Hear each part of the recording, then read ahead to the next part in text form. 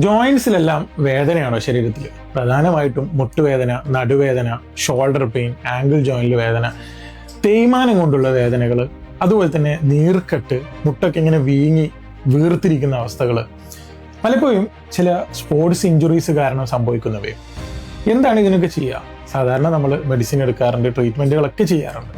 പക്ഷേ ഇതിന് എഫക്റ്റീവായിട്ട് ആ ഒരു വേദന കുറയ്ക്കാനും അവിടെയുള്ള സ്വെല്ലിങ് കുറയ്ക്കാനും തേയ്മാനം പോലുള്ള പ്രശ്നങ്ങൾക്ക് വരെ ഇഫക്റ്റീവായിട്ടുള്ള ഒരു മെഡിസിൻ ഉണ്ട്. അതാണ് റീഓർത്തോവൈസിൻ്റെ ഹെർബ്സ് ഓയിലും സ്മോക്ക് ഓയിലും.